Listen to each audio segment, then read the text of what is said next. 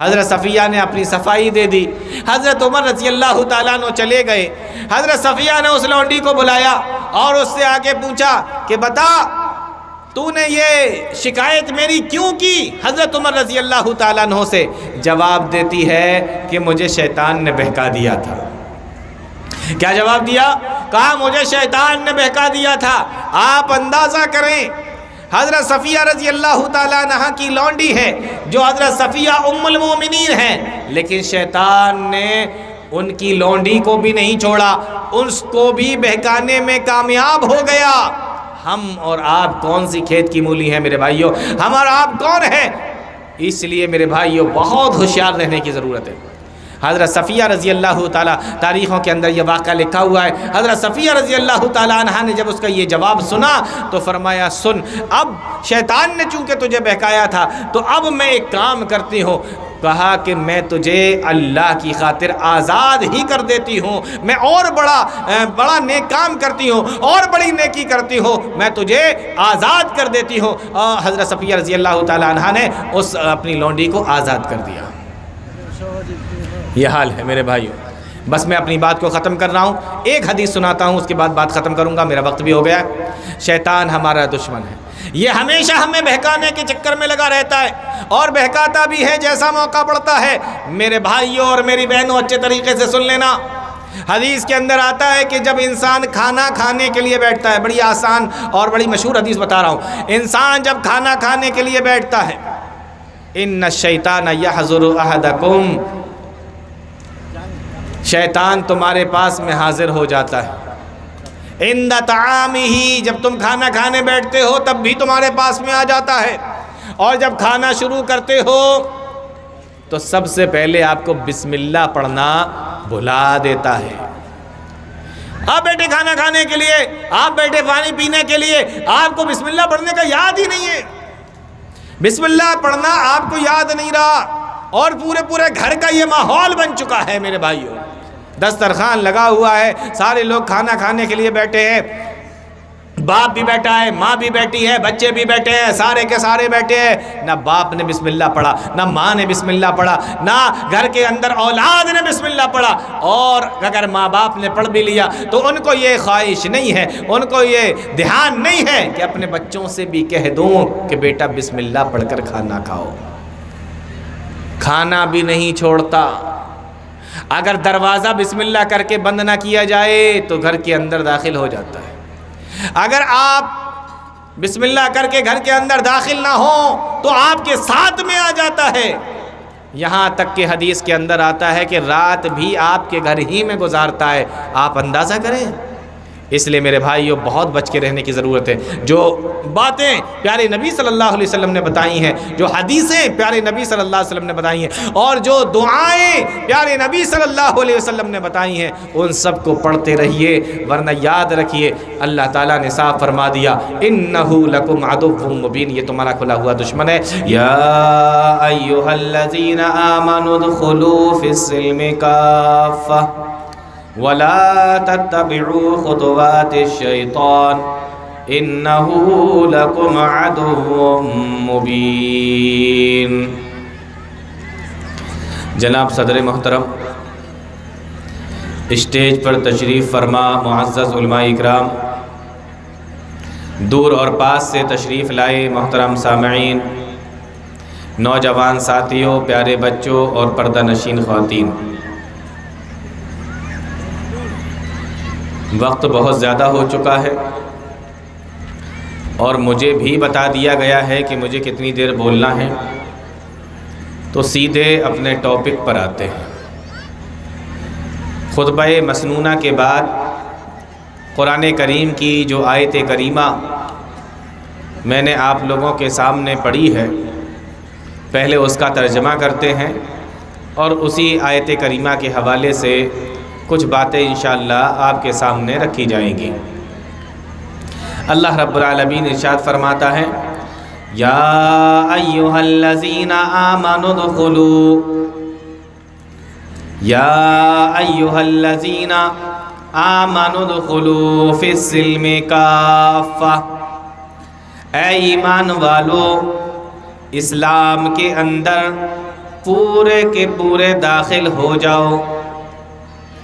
وَلَا تَتَّبِعُوا خُطُوَاتِ الشَّيْطَانِ، اور شیطان کے نقش قدم پر نہ چلو، شیطان کے راستوں پر نہ چلو۔ إِنَّهُ لَكُمْ عَدُوٌّ مُّبِينٌ، کیونکہ وہ تمہارا کھلا ہوا دشمن ہے۔ یہ آیت کریمہ کا صاف اور سلیس سا ترجمہ ہے۔ کیا فرمایا گیا اس کے اندر؟ اگر آپ غور کریں گے اس آیت کریمہ پر تو 3 چیزیں اس آیت کریمہ کے اندر بیان کی گئی ہیں۔ پہلے نمبر پہ کیا فرمایا؟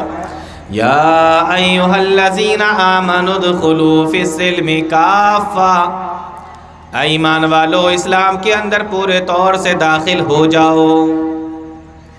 پورے طور سے داخل ہونے کا مطلب کیا ہے؟ کس طریقے سے پورے طریقے سے اسلام کے اندر داخل ہوا جائے گا، اور کس طریقے سے ہم اسلام کے اندر پورے طریقے سے داخل ہوں گے؟ کہیں ایسا تو نہیں ہے کہ ہم یہ دعویٰ کرتے ہوں کہ ہم اسلام کے اندر پورے طریقے سے داخل ہیں، اور ایسا نہ ہو کہ یہ صرف ہمارا دعویٰ ہو کہ ہم اسلام کے اندر پورے طریقے سے داخل ہو گئے، لیکن جب ہم اپنے گھروں کا نظام دیکھیں اور ہم اپنے گھروں کا سسٹم دیکھیں تو ہمیں یہ پتہ چلے کہ ہمارے گھروں کا جو نظام ہے، ہمارے گھروں کا جو سسٹم ہے، ہمارے گھروں کے اندر جو رہنے اور سہنے کا طریقہ ہے وہ اسلام والا تو ہے ہی نہیں ہے۔ ہم نے وہ نظام، وہ سسٹم اور وہ طریقہ کسی دوسرے سے لیا ہوا ہے۔ ہمارے گھروں کے اندر کا جو سسٹم ہے، رہنے سہنے کا جو نظام ہے، وہ اسلام والا تو ہے ہی نہیں، وہ تو ہم نے دوسروں سے لیا ہوا ہے، دوسرے مذہب کا، دوسرے دھرم کا، دوسرے کلچر کا اور دوسری تہذیبوں کا ہمارے گھروں کے اندر سسٹم چل رہا ہے۔ اسلام نے ہمیں یہ سسٹم دیا کہ جب ہمارے گھر کے اندر کوئی بچہ یا بچی پیدا ہو تو 7ویں دن اس بچے کا یا بچی کا عقیقہ کیا جائے۔ یہ سسٹم اسلام نے ہمیں دیا ہے، لیکن آج ہمارے گھروں کے اندر، مسلمانوں کے گھروں کے اندر نظام کیا ہے، سسٹم کیا ہے کہ جب بچے کا جنم ہوتا ہے اور اس کے بعد میں جب اس کا 1 سال پورا ہو جاتا ہے تو ہمارے گھروں کے اندر برتھ ڈے منایا جاتا ہے۔ ہمارے گھروں کے اندر برتھ ڈے کو سیلیبریٹ کیا جاتا ہے، ہمارے گھروں کے اندر برتھ ڈے منایا جا رہا ہے۔ میرے بھائیوں، یہ سسٹم کہاں سے آیا؟ یہ نظام کہاں سے آیا؟ آج ہمارے گھروں کی حالت دیکھو، کیک بن کے آ رہا ہے، گھروں کے اندر سجاوٹیں ہو رہی ہیں، موم بتیاں لگائی جا رہی ہیں، چھوٹے سے بچے کو چھری پکڑا کر کیک کٹوایا جا رہا ہے، اور سارے لوگ برابر میں کھڑے ہوئے ہیں، تالیاں بجا رہے ہیں، ہیپی برتھ ڈے کہہ رہے ہیں اور سیلیبریٹ کر رہے ہیں۔ یہ سسٹم ہے ہمارے گھروں کا۔ آج ہمارے گھروں کی شادیاں دیکھ لو، شادی کے اندر کون سا ایسی رسم ہے، کون سا ایسا رواج ہے جو ہم نے دوسروں سے نہیں لیا؟ غیروں کی طرح شادیاں آج ہمارے مسلمانوں کے گھروں کے اندر ہو رہی ہیں۔ 1-2 چیزیں نہیں، شادی ہو گئی، شادی کا 1 سال گزرا تو اینیورسری منائی جا رہی ہے، اور ہیں ہم مسلمان، ہمارا دعویٰ مسلمان ہونے کا ہے، پورے طریقے سے اسلام میں داخل ہونے کا اور اسلام کو ماننے کا ہے، لیکن ہمارے گھروں کا نظام، ہمارے گھروں کا سسٹم پورا بدل چکا ہے۔ اسی لیے اللہ تعالیٰ نے قرآن کریم کے اندر بیان فرمایا، یا ایھا الذین آمنوا ادخلوا فی السلم کافہ، او ایمان والو اسلام کے اندر پورے طریقے سے داخل ہو جاؤ۔ کہیں ایسا نہ ہو کہ ہم اسلام کے اندر ہونے کا دعویٰ تو کریں، ہم مسلمان ہونے کا دعویٰ تو کریں، لیکن ہمارے گھروں کا پورا نظام اور پورا سسٹم دوسروں کا ہو، غیروں کا ہو، دوسرے مذہب کا ہو اور دوسری تہذیبوں کا ہو۔ کہیں ایسا تو نہیں ہے؟ فرمایا یا ایھا الذین آمنوا ادخلوا فی السلم کافہ۔ آج ہمارا دعویٰ تو یہی ہے، لیکن میرے بھائیوں، ہم میں سے کتنے لوگ ایسے ہیں جو مسلمان ہونے کے باوجود بھی نمازی ہیں اور کتنے ایسے ہیں جو مسلمان ہونے کے باوجود بھی غیر نمازی ہیں، نمازیں نہیں پڑھتے۔ بہت سے مسلمان آپ کو نمازی مل جائیں گے، لیکن ان سے زیادہ بڑی تعداد آپ کو ایسی ملے گی جو غیر نمازیوں کی ہوگی، بے نمازیوں کی ہوگی۔ مرد بھی بے نمازی ہوتے جا رہے ہیں اور عورتیں بھی گھروں کے اندر نماز نہیں پڑھتی ہیں۔ کتنا بڑا ہمارے لیے یہ المیہ ہے، کتنے بڑی یہ ہمارے لیے دکھ کی بات ہے کہ مرد بھی بے نمازی ہوں، عورتیں بھی بے نمازی ہوں، بچے بھی بے نمازی ہوں، گھر کے اندر جو بوڑھے بزرگ ہیں وہ بھی بے نمازی ہوں۔ یہ مسلمان کا گھر تو کہیں سے لگتا ہی نہیں ہے۔ پورے گھروں کے اندر کوئی نماز پڑھنے والا نہیں ہے، اور اگر کسی گھر کے اندر کوئی نماز بھی پڑھتا ہے تو ایک بوڑھا ایک بزرگ پورے گھر کی طرف سے اکیلے نماز پڑھ رہا ہے۔ نہیں میرے بھائیوں، اللہ تعالیٰ قرآن کے اندر فرما رہا ہے یا ایھا الذین آمنوا ادخلوا فی السلم کافہ، او ایمان والو اسلام کے اندر پورے طریقے سے داخل ہو جاؤ۔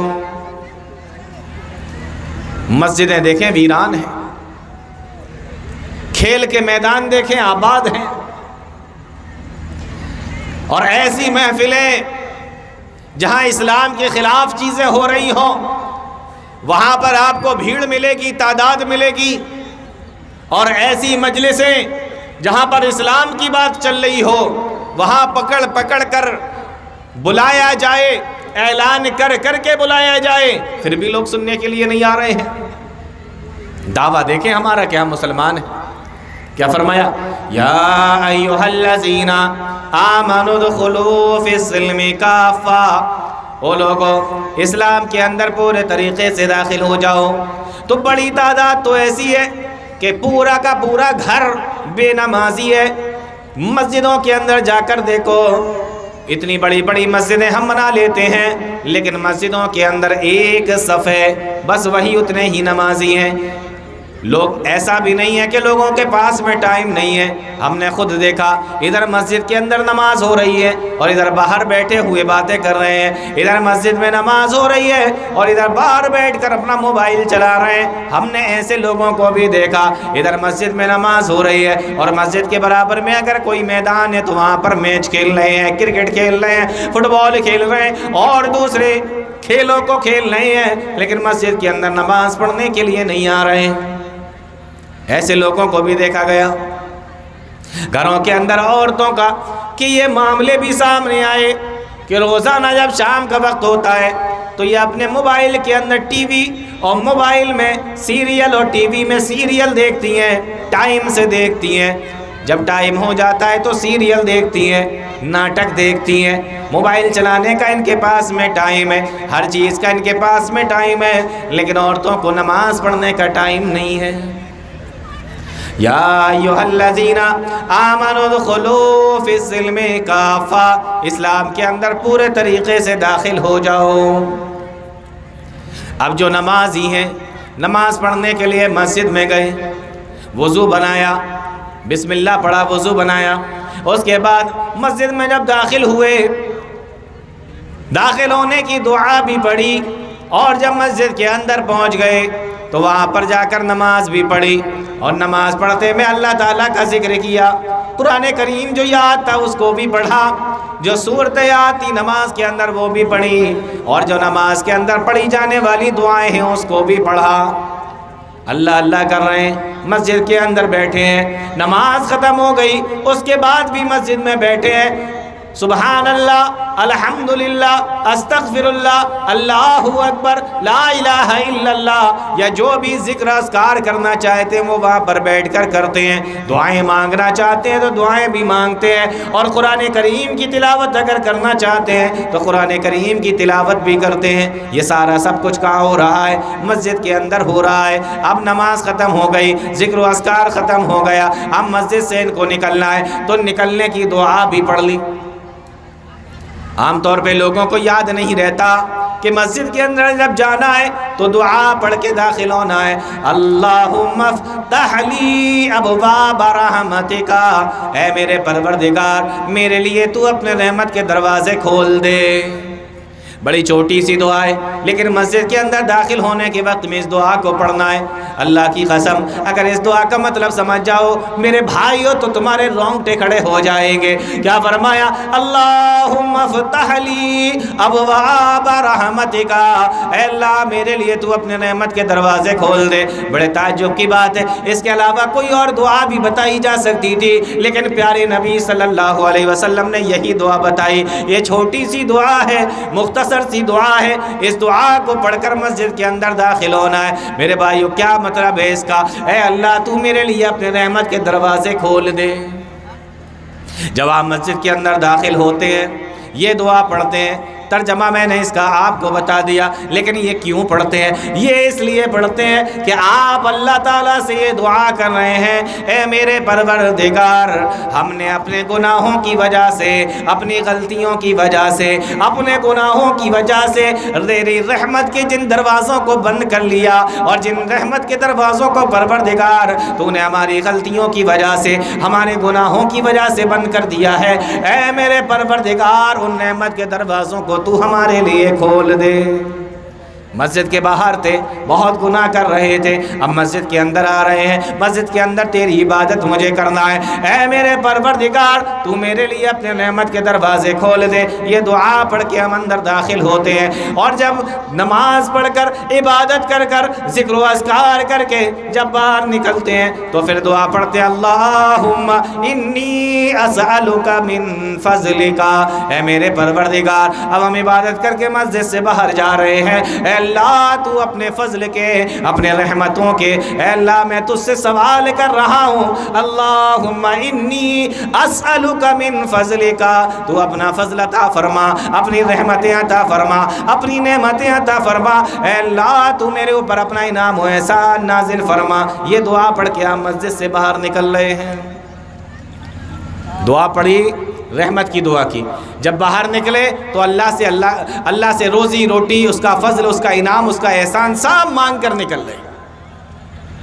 میں یہاں پر ایک بات اور کلیئر کر دینا چاہتا ہوں، بہت سارے لوگ یہ سمجھتے ہیں کہ اگر ہم نماز پڑھنے کے لیے جائیں گے تو کاروبار کے اندر گھاٹا لگ جائے گا، دکان چھوڑ کر اگر ہم جائیں گے تو گراہک ہمارا کہیں اور چلا جائے گا، اگر ہم نماز پڑھنے کے لیے جائیں گے تو سامنے والی دکان پہ کسٹمر چلا جائے گا۔ کیسی عجیب سوچ ہے میرے بھائیوں، اگر یہ سوچ ہماری ہے تو بڑی غلط ہے، اگر یہ سوچ آپ کی ہے تو بڑی غلط ہے۔ بتائیے کیا نمازی بننے سے آپ کا رزق کم ہو جائے گا؟ کیا نماز پڑھنے جانے سے آپ کا رزق کم ہو جائے گا؟ میرے بھائیوں یہ رزق تو اللہ تعالیٰ نے تقسیم کیا ہے، یہ رزق تو اللہ تعالیٰ نے لکھ دیا ہے۔ آپ اگر نماز پڑھنے کے لیے جائیں گے تب بھی جتنا آپ کی قسمت میں رزق لکھا ہوا ہے وہ رزق آپ کو مل کر رہے گا، اور اگر آپ نہیں جائیں گے تب بھی اتنا ہی ملے گا جتنا اللہ تعالیٰ نے تمہاری قسمت میں لکھ دیا ہے۔ اور میرے بھائیوں اگر کسی کو ایسا لگ رہا ہے کہ اگر ہم نماز پڑھنے کے لیے چلے گئے تو یہ ہمارا کسٹمر دوسری والی دکان پہ چلا جائے گا، لیکن اگر نہیں جائیں گے تو ہمارے پاس میں ہی آئے گا، لیکن اس بات کی کیا گارنٹی ہے کہ جب وہ آپ کے پاس میں آئے گا تو آپ سے لے کر ہی جائے گا؟ روزی کی تقسیم اللہ تعالیٰ کرتا ہے، روزی روٹی اللہ تعالیٰ دیتا ہے۔ اس لیے بڑے تعجب کی بات ہے اللہ تعالیٰ نے قرآن کریم کے اندر ایک ہی آیت کے اندر نماز کا ذکر اور روزی روٹی کا ذکر ایک ساتھ میں کر دیا اور اس مسئلے کو حل کر دیا۔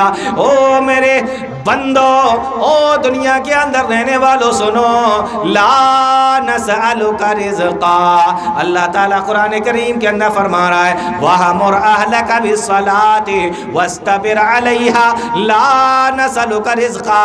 او میرے نبی آپ بھی نماز پڑھیے اور اپنے گھر والوں کو بھی نماز پڑھنے کا حکم دیجئے۔ لا نسألک رزقا، ہم آپ سے رزق نہیں مانگ رہے ہیں، وَالْعَاقِبَةُ لِلتَّقْوَىٰ، یہاں رزق کا ذکر بھی ہے اور نماز کا ذکر بھی ہے، ایک ہی آیت کے اندر اللہ تعالیٰ نے بیان فرما دیا۔ اس کا مطلب یہ ہے کہ اگر انسان نمازی بن جاتا ہے تو اللہ تعالیٰ اس کے لیے رزق کے راستے آسان کر دیتا ہے۔ کچھ سمجھ میں آ رہی ہے بات؟ کے لیے آ رہی ہے؟ ہمیں لگتا ہے روزی روٹی ہماری چھن جائے گی، ارے میرے بھائیو، آپ کیسے مسلمان ہو؟ کیا آپ نے کبھی نہیں سنا؟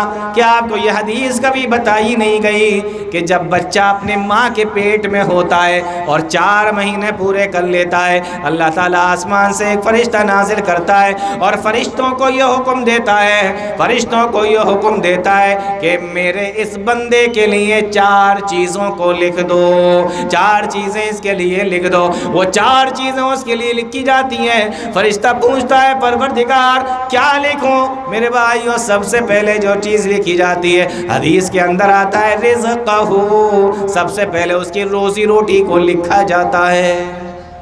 اس کی روزی روٹی لکھ دو، یہ دنیا کے اندر جا رہا ہے، روزی روٹی کے لیے پریشان ہوگا، رزق کے لیے پریشان ہوگا، سب سے پہلے اس کی روزی روٹی کا مسئلہ حل کرو، سب سے پہلے اس کے لیے روزی روٹی لکھو۔ سب سے پہلے اس کے لیے روزی روٹی لکھی جاتی ہے۔ جس اللہ تعالیٰ نے تمہارے روٹی روزی کا انتظام تمہارے ماؤں کے پیٹ میں کر دیا، بتاؤ دنیا میں آنے کے بعد کیا وہ تمہارے لیے روزی روٹی کا انتظام نہیں کرے گا؟ جب تم اپنے ماؤں کے پیٹ میں تھے، اللہ تو تمہیں وہاں بھی رزق دے رہا تھا، اور وہاں پر بھی اللہ تعالیٰ نے فرشتے سے لکھوا دیا کہ اس کی روزی روٹی کیا ہوگی، یہ کتنا کمائے گا، اس کو کتنا ملے گا، کیا کھائے گا، کیسے کمائے گا، کتنا کمائے گا، سارا کا سارا اس کو ملے گا۔ آپ دنیا میں آنے کے بعد میں پریشان ہیں اور اسی روزی روٹی کے لیے اللہ تعالیٰ کو بھول گئے ہیں۔ اس لیے فرمایا یا ایھا الذین آمنوا ادخلوا فی السلم کافہ، او ایمان والو اسلام کے اندر پورے طریقے سے داخل ہو جاؤ۔ تو نماز کا بڑا ایک مسئلہ ہے ہمارے ساتھ، سب سے بڑی عبادت نماز ہے، لیکن اس کو بھی بھولے ہوئے ہیں۔ مردوں کا بھی وہی حال ہے، عورتوں کا بھی وہی حال ہے۔ عورتوں کے پاس میں بھی بہت سارے بہانے ہیں نماز نہ پڑھنے کے، جیسے ہمارے بھائیوں کے پاس میں بہانے ہیں، ایسی ہماری بہنوں کے پاس میں بھی بہانے ہیں، جیسے مردوں کے پاس میں بہانے ہیں ویسے عورتوں کے پاس بھی بہانے ہیں۔ میرے بھائیوں، نمازی بن جاؤ، اللہ کے پیارے بن جاؤ، میری بہنوں نمازی بن جاؤ۔ اب نماز پڑھنے کے لیے مسجد میں گئے، مسجد میں پہنچے، اللہ اللہ کر رہے ہیں، اللہ کو یاد کر رہے ہیں، اللہ سے ڈر رہے ہیں، اور جو دعائیں یاد ہیں وہ پڑھ رہے ہیں، جو صورتیں یاد ہیں وہ نماز کے اندر پڑھ رہے ہیں۔ ہمیں اللہ یاد ہے، لیکن اب عجیب بات یہ ہے کہ جیسے ہی مسجد سے نماز پڑھ کے باہر نکلے، قرآن کریم کی آیت کریمہ دیکھو، اللہ تعالیٰ فرما رہا ہے یا ایھا الذین آمنوا ادخلوا فی السلم کافہ، اسلام کے اندر پورے طریقے سے داخل ہو جاؤ۔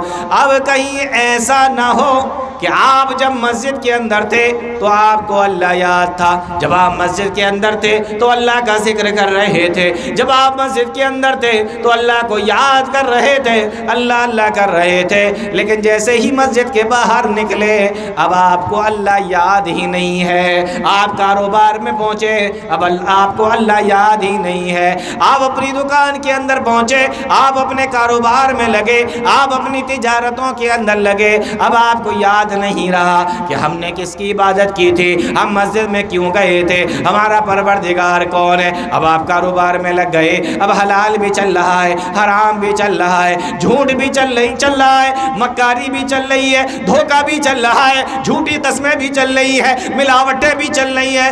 ایسا نہ ہو، اس لیے اللہ تعالیٰ نے فرمایا یا ایھا الذین آمنوا ادخلوا فی السلم کافہ، کہ تمہیں مسجد میں تو اللہ یاد ہے، لیکن کاروبار میں جب لگے تو تمہیں اللہ یاد نہیں رہا۔ اب مال آنا چاہیے، کہیں سے بھی آئے، کیسا بھی آئے، حلال کا ہو حرام کا ہو، جتنی جلدی سے ہم مالدار بن جائیں، جتنی جلدی سے ہمارے پاس میں پیسہ آ جائے۔ فرمایا نہیں نہیں، یا ایھا الذین آمنوا ادخلوا فی السلم کافہ، اسلام کے اندر پورے طریقے سے داخل ہو جاؤ۔ مسجد میں تمہیں اللہ یاد تھا تو کاروبار میں بھی تمہیں اللہ یاد ہونا چاہیے۔ ایسا نہ ہو کہ مسجد میں تو یاد ہے لیکن کاروبار میں یاد نہیں ہے، بازار میں یاد نہیں ہے۔ اس لیے اللہ تعالیٰ نے فرمایا یا ایھا الذین آمنوا ادخلوا فی السلم کافہ۔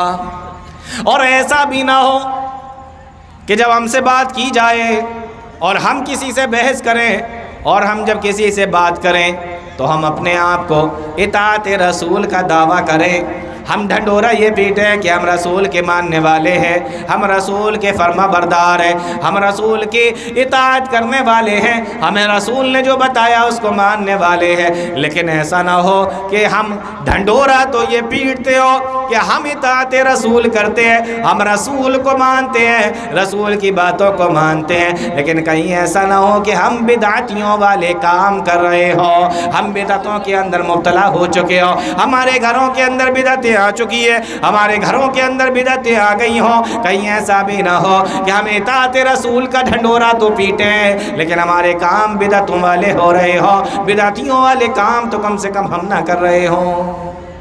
یہ بھی ہمیں دیکھنا پڑے گا، یہ بھی ہمیں چیک کرنا پڑے گا کہ ہمارے گھروں کے اندر بدعتیں تو نہیں آ گئی، کہیں ایسا تو نہیں کہ ہم جس کو سنت سمجھ رہے ہیں وہ سنت ہے ہی نہیں، کہیں ایسا تو نہیں کہ ہم جس کو سنت سمجھ رہے ہیں وہ سنت نہیں ہے بلکہ بدعت ہے۔ آج مسلمانوں کے گھروں کے اندر دیکھو، اپنے آپ کو اہل حدیث کہنے والے اور کہلانے والے گھروں کو دیکھو، کتنے کام ان کے گھروں کے اندر شرک کے ملیں گے، کتنے کام ان کے گھروں کے اندر بدعتوں کے ملیں گے، کتنے کام ان کے گھروں کے اندر رسم و رواج کے ملیں گے۔ اسی لیے اللہ تعالیٰ نے اس چھوٹی سی آیت کریمہ کے ایک ٹکڑے کے اندر پورا کلیئر کر دیا، واضح کر دیا۔ کیا فرمایا؟ یا ایھا الذین آمنوا ادخلوا فی السلم کافہ۔ اور کہیں ایسا بھی نہ ہو، سن لینا غور سے میرے بھائیوں، یہ معاملہ اہل حدیثوں کے ساتھ میں بھی ہے اور دوسرے لوگوں کے لیے بھی ہے، کہیں ایسا نہ ہو یا ایھا الذین آمنوا ادخلوا فی السلم کافہ، معاملہ ایسا نہ ہو کہ زبان سے لا الہ الا اللہ کہتے ہو، زبان سے لا الہ الا اللہ کا اقرار کرتے ہو، زبان سے لا الہ الا اللہ پڑھتے ہو، زبان سے اس بات کی گواہی دیتے ہو کہ اللہ کے علاوہ کوئی معبود برحق نہیں ہے، اور کہیں ایسا نہ ہو کہ ہمارے اندر شرک پایا جاتا ہو، ہم شرک کے اندر مبتلا ہو، ہمارے گھروں کے اندر شرک ہو، ہمارے گھروں کی عورتیں شرک کرتی ہوں، ہمارے بچے شرک کے اندر مبتلا ہو، ہم خود شرک کے اندر پڑ جائیں، کہیں ایسا نہ ہو۔ اس لیے اللہ تعالیٰ نے فرمایا کہ صرف لا الہ الا اللہ زبان سے کہنے سے کام نہیں چلے گا، بلکہ ادخلوا فی السلم کافہ، اسلام کے اندر پورے طریقے سے تمہیں داخل ہونا پڑے گا۔ تو آیت کریمہ کا یہ چھوٹا سا ٹکڑا، یا ایھا الذین آمنوا ادخلوا فی السلم کافہ، اسلام کے اندر پورے طریقے سے داخل ہو جاؤ۔ میرا خیال ہے کہ اب تک بات آپ کو سمجھ میں آ گئی ہوگی کہ اس ٹکڑے کے اندر اللہ تعالیٰ نے کیا کہا ہے۔ آئیے اب دوسرا ٹکڑا دیکھتے ہیں آیت کریمہ کا۔ کیا فرمایا؟ وَلَا تَتَّبِعُوا خُطُوَاتِ الشَّيْطَانِ، اور شیطان کے راستوں پر نہ چلو، شیطان کے نقش قدم پر نہ چلو۔ لا تتبعوا خطوات الشیطان، یہاں پر اگر آپ غور کریں گے تو اللہ تعالیٰ نے خطۃ نہیں کہا ہے بلکہ خطوات کہا ہے۔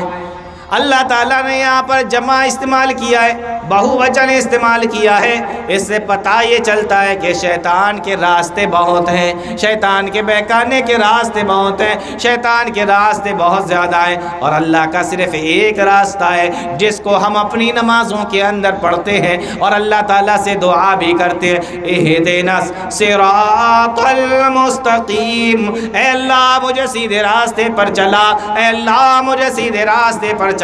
یہ اللہ تعالیٰ کا راستہ ہے، اور یقین کریے اس کے علاوہ جتنے بھی راستے ہوں گے اللہ تعالیٰ قرآن کریم کے اندر دوسری جگہ پہ فرماتا ہے وَلَا تَتَّبِعُوا السُّبُلَ، اور دوسرے راستوں پہ نہ چلو، صرف ایک راستے پر چلو، وہی صراط مستقیم ہے، اسی کی ہم دعا کرتے ہیں اور وہی ہمیں بتایا گیا ہے۔ اللہ تعالیٰ فرماتا ہے وَلَا تَتَّبِعُوا خُطُوَاتِ الشَّيْطَانِ، شیطان کے نقش قدم پہ نہ چلو، شیطان کے راستے پہ نہ چلو۔ آیت کریمہ کا یہ ٹکڑا بتا رہا ہے کہ شیطان کے راستے بہت ہیں، الگ الگ طریقے سے بہکاتا ہے، الگ الگ طریقے سے شیطان آپ کے پاس آئے گا، آپ کو بہکائے گا، اس کے پاس بہکانے کے راستے بہت ہیں، الگ الگ طریقے سے بہکائے گا۔ کیسے؟ اس پر بھی ذرا غور کریں۔ جب اللہ تعالیٰ نے شیطان کو راندۂ درگاہ کیا، شیطان کو بھگایا، اور اللہ تعالیٰ نے کہا کہ تو یہاں سے نکل جا، فخرج فإنک رجیم، یہاں سے چلا جا، یہاں سے نکل جا، تو شیطان نے اللہ تعالیٰ سے ایک دعا کی۔ کیا دعا کی اللہ تعالیٰ سے؟ اللہ تعالیٰ سے دعا کی، قال رب انظرنی الی یوم یبعثون، اے میرے پروردگار مجھے مہلت دے، قیامت کے دن تک تو مجھے مہلت دے۔ قال انک من المنظرین، کا تجھے مہلت دی جاتی ہے، الی یوم الوقت المعلوم، تجھے قیامت تک مہلت دی جاتی ہے۔ تو قیامت تک مہلت مانگی، کس چیز کی مہلت مانگی؟ فرمایا قال فبعزتک لاغوینہم اجمعین، اے اللہ تجھے تیرے عزت و جلال کی قسم ہے، میں تیرے عزت کی قسم کھا کے کہتا ہوں، لاغوینہم اجمعین، میں تیرے بندوں کو بہکاؤں گا۔ یہ شیطان نے کہا، اس لیے اللہ تعالیٰ نے فرمایا لا تتبعوا خطوات الشیطان، شیطان کے نقش قدم پہ نہ چلو۔ کیوں نہ چلو؟ فبعزتک لاغوینہم اجمعین، اللہ تعالیٰ سے اس نے کہا تھا پروردگار میں ان کو بہکاؤں گا۔ اب دیکھو اللہ نے فرمایا کہ یہ تمہیں بہکائے گا، اور کیسے بہکائے گا اس کا طریقہ بھی قرآن کریم کے اندر اللہ تعالیٰ نے بیان فرما دیا۔ جو شیطان نے اللہ تعالیٰ سے کہا تھا، فرمایا ثم لآتینہم من بین ایدیہم ومن خلفہم وعن ایمانہم وعن شمائلہم، او میرے پروردگار جب میں ان کو بہکاؤں گا تو میں ان کو سامنے سے آ کر بھی بہکاؤں گا، میں ان کو پیچھے سے بھی آ کر بہکاؤں گا، میں ان کے دائیں جانب سے آ کر بھی بہکاؤں گا، اور میں ان کے بائیں جانب سے آ کر بھی بہکاؤں گا۔ یہ چاروں طریقے سے میں آ کر ان کو بہکاؤں گا۔ کتنی سمتیں ہوتی ہیں؟ 4، پورب، پچھم، اتر، دکھن، چاروں اس نے گھیر رکھی ہیں، چاروں طرف سے آ کر یہ بہکائے گا۔ کیسے بہکائے گا؟ ثم لآتینہم من بین ایدیہم ومن خلفہم، آگے سے آ کر بھی بہکائے گا، پیچھے سے بھی آ کر بہکائے گا۔ آگے سے آ کر بہکانے کا مطلب کیا ہے؟ مفسرین نے اس کی تفسیر کرتے ہوئے لکھا ہے کہ یہ اس طریقے سے آ کر بہکائے گا کہ یہ آپ کو بتائے گا کہ دیکھو مرنے کے بعد میں قیامت کس نے دیکھی ہے، مرنے کے بعد میں جنت اور جہنم کس نے دیکھی ہے، سزا ہے، عذاب ہے، یہ کس نے دیکھا ہے؟ کس نے دیکھا ہے ایک سزا اور عذاب کو؟ کسی نے آ کر بتایا تو نہیں ہے۔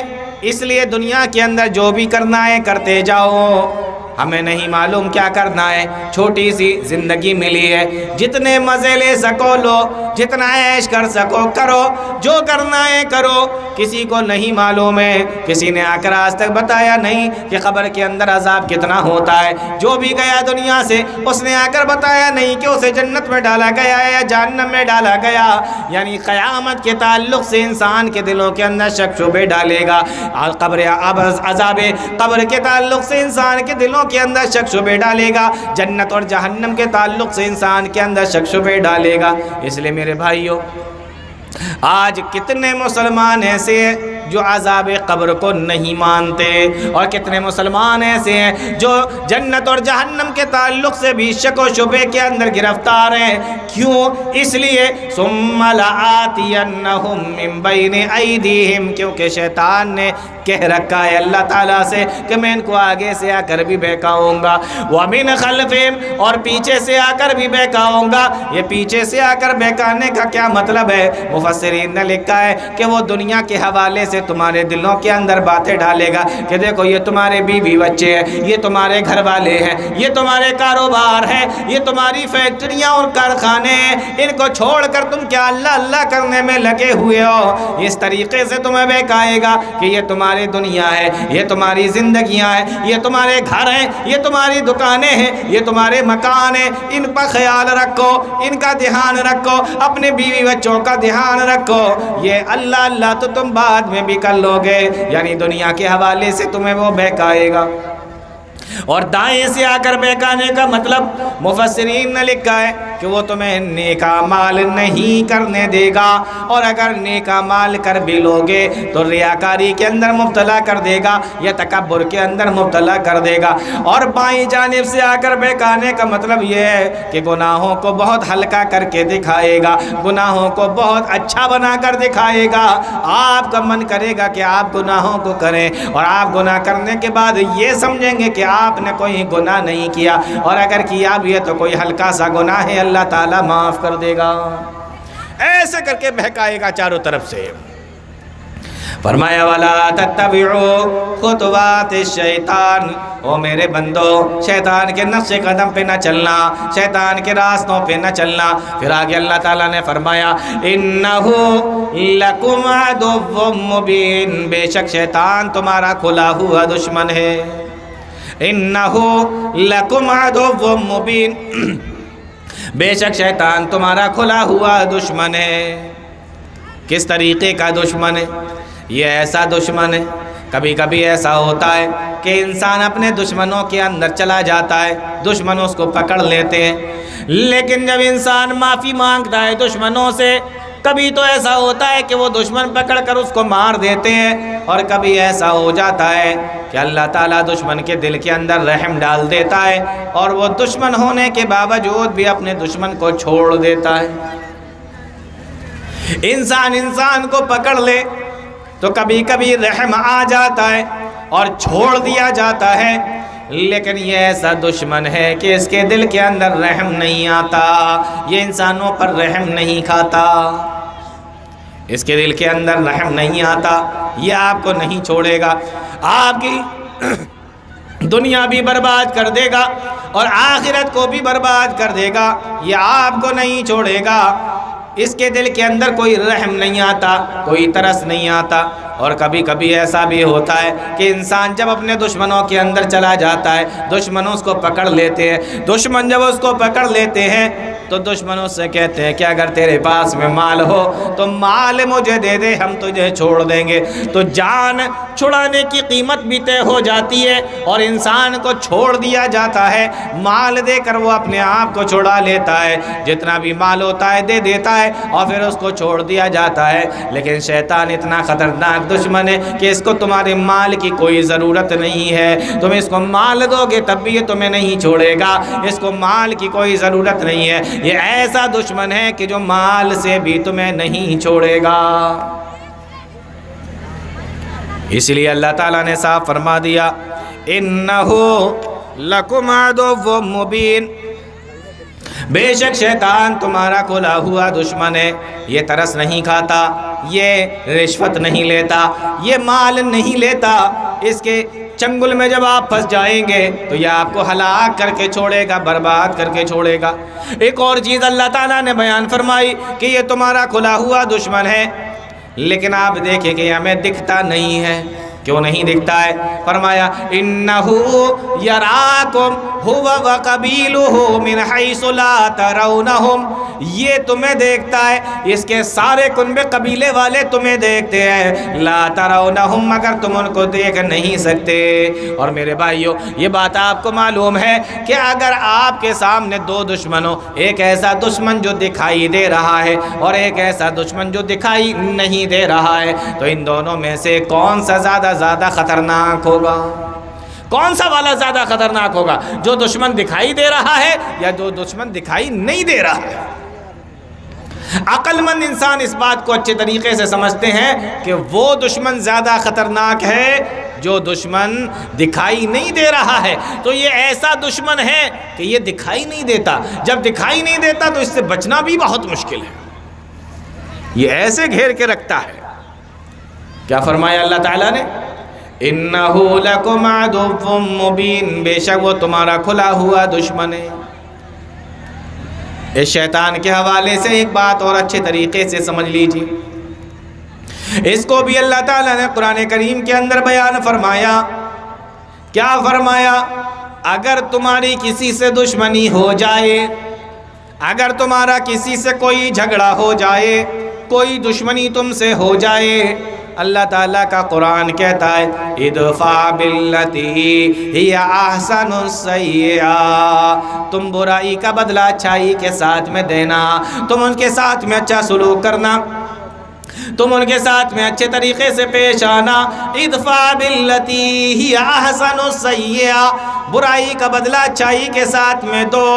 اگر تمہاری کسی سے لڑائی ہو جائے، اگر تمہاری کسی سے دشمنی ہو جائے، اگر تمہارا کسی سے جھگڑا ہو جائے، چاہے وہ اپنا ہو، چاہے پرایا ہو، چاہے گھر کا ہو، چاہے اپنا بھائی ہو یا پڑوسی ہو یا کوئی اور بھی ہو، اگر تمہارا جھگڑا کسی سے ہو جائے تو تم اس کا بدلہ اچھی انداز میں دو۔ ادفع باللتی ہی احسن السیئہ، برائی کو بھلائی کے ذریعے سے ختم کرو، بدی کو نیکی کے ذریعے سے ختم کرو۔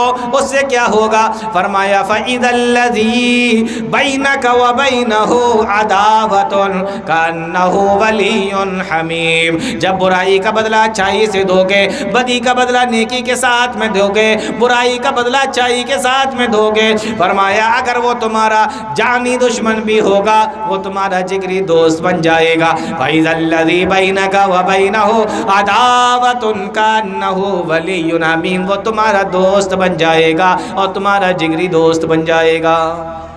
کون؟ جس نے تمہارے ساتھ میں برا کیا تم اس کے ساتھ میں اچھا سلوک کر رہے ہو۔ یہ کس کے بارے میں ہے؟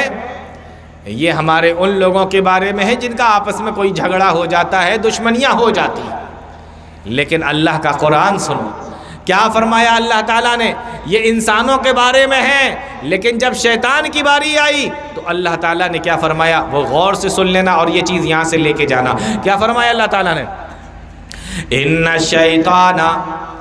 الشیطان لکم عدو، بے شک شیطان تمہارا کھلا ہوا دشمن ہے۔ ان الشیطان لکم عدو، بے شک شیطان تمہارا دشمن ہے۔ فاتخذوہ عدوا، تو اس کو تم اپنا دشمن ہی بنا کے رکھنا، اس کو تم اپنا دشمن ہی سمجھنا، اس کو تم اپنا دشمن ہی بنا کے رکھنا، اس کو تم اپنا دشمن ہی سمجھنا۔ بتائیے اللہ تعالیٰ نے کتنا صاف فرما دیا ہے۔ ادھر جب جھگڑا ہو رہا ہے تو اللہ تعالیٰ فرما رہا ہے کہ نیکی بدی کو نیکی کے ذریعے سے ختم کر دو اور برائی کو اچھائی کے ذریعے سے ختم کرو، تم ان سے اچھے طریقے سے پیش آؤ۔ فَإِذَا الَّذِي بَيْنَكَ وَبَيْنَهُ عَدَاوَةٌ كَأَنَّهُ وَلِيٌّ حَمِيمٌ، وہ تمہارا دوست بن جائے گا جب تم ایسا کام کرو گے۔ یعنی یہاں پر تو دوست بنانے کا حکم دیا جا رہا ہے، لیکن یہ انسانوں کا معاملہ ہے میرے بھائیو، بہت اچھے طریقے سے سمجھ لینا۔ لیکن جب شیطان کی بات آئی تو اللہ تعالیٰ نے فرمایا ان الشیطان لکم عدو فاتخذوہ عدوا، بے شک شیطان تمہارا دشمن ہے۔ فاتخذوہ عدوا، تو تم اس کو دشمن ہی رکھنا، وہ تمہارا دشمن ہی رہے گا، تم بھی اس کو اپنا دشمن ہی بنانا، تم اس کو اپنا دشمن ہی رکھنا، تم اس کو اپنا دشمن ہی سمجھنا۔ اللہ تعالیٰ نے صاف طور سے فرما دیا۔ آئیے میرے بھائیو آیت کریمہ پر پھر سے نظر ڈالتے تو آپ کو اب اور اچھے طریقے سے یہ بات سمجھ میں آ جائے گی کہ اللہ تعالیٰ نے اس آیت کریمہ کے اندر کیا فرمایا ہے۔ یا ایھا الذین آمنوا ادخلوا فی السلم کافہ، او ایمان والو اسلام کے اندر پورے پورے داخل ہو جاؤ۔ ولا تتبعوا خطوات الشیطان، اور شیطان کے راستوں پہ نہ چلو، شیطان کے نقش قدم پہ نہ چلو۔ انہ لکم عدو مبین، بے شک وہ تمہارا کھلا ہوا دشمن ہے۔